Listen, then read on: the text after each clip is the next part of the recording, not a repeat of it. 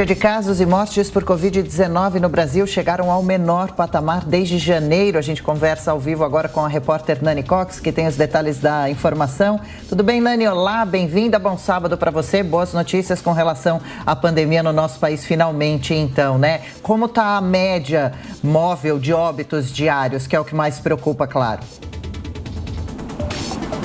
Bom dia, Adriana. Bom dia a todos que acompanham a Jovem Pan. Olha, o número que chegou agora da média móvel de mortes nessa semana foi de 160. A última vez que esse número ficou mais baixo, né, foi no dia 17 de janeiro, quando a média móvel de óbitos na semana tinha sido de 154 casos diários, né? Essa média que é medida aí pelas autoridades de saúde. O último dado que a gente tem acesso indica que foram 149 mortes e 30 mil novos casos no intervalo de 24 horas. Agora, a média móvel também de casos chega a 21.257 e a última vez que a gente viu um número assim mais baixo foi no dia 6 de janeiro, quando o número chegou a 15.670. Olha, de acordo com a Fundação Oswaldo Cruz, isso mostra uma extinção da onda causada pela variante Ômicron e indica aí uma manutenção da tendência de queda nos indicadores, principalmente na questão dos óbitos.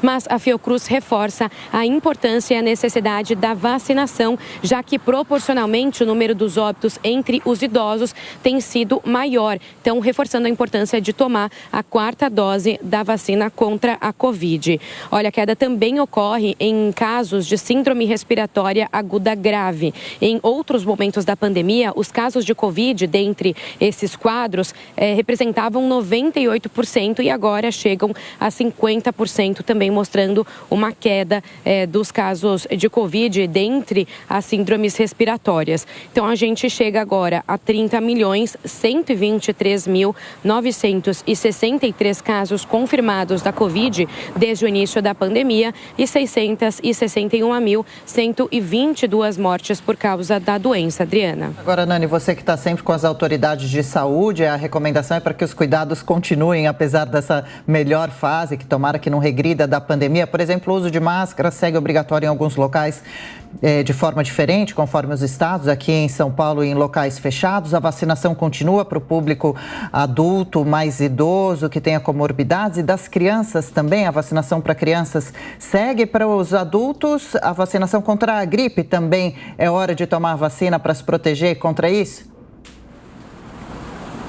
Exatamente. Olha, o que a gente conversa com as autoridades, algumas não concordam com a liberação de máscaras em ambientes internos, mas outras já concordam, já vê que é um momento que pode tirar, sim, o uso das máscaras. Só lembrando que, por enquanto, as máscaras são obrigatórias dentro de ambientes hospitalares e também no transporte público, tanto em terminais quanto dentro dos vagões, dentro dos ônibus. Então, isso continua obrigatório. A avaliação, inclusive, né, das autoridades de saúde do governo aqui do estado é que mais para frente essa determinação, esse uso obrigatório nesses locais também deve ser retirado se essa tendência continuar, se ela se mantiver, né, como tem sido o que os números vêm indicando. Sobre a vacinação, sim, a gente está com a 4ª dose já autorizada para todas as pessoas acima de 60 anos, todos os idosos. Por enquanto, as autoridades não veem uma grande necessidade de ampliar a 4ª dose para as pessoas abaixo de 60 anos, porque no caso do sistema imunológico, né, dos idosos, então acima de 60 anos, realmente mostra uma deficiência, né, uma redução dessa proteção com o tempo, e por isso que a 4ª dose é indicada para esses grupos. Para as crianças, também tem a 1ª e a 2ª dose, ainda não falamos sobre 3ª dose para esse público, naturalmente deve ocorrer mais para frente, mas é preciso observar ainda todo o impacto e novos dados para ver a efetiva necessidade dessa 3ª dose, mas naturalmente vai ocorrer. Então, por enquanto, o que a gente tem é a 1ª e 2ª dose da vacina para crianças com mais de 5 anos.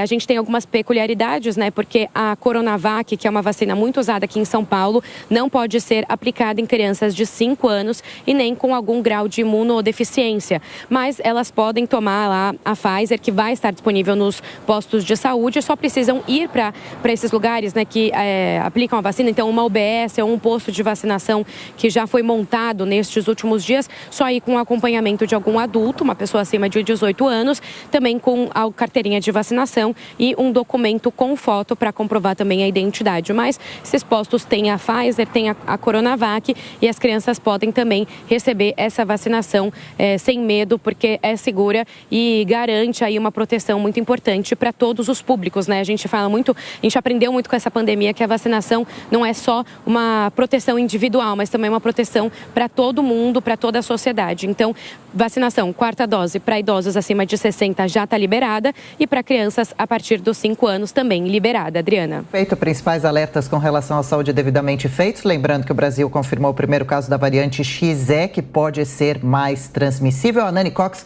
volta daqui a pouquinho conosco aqui com outras informações. Bom,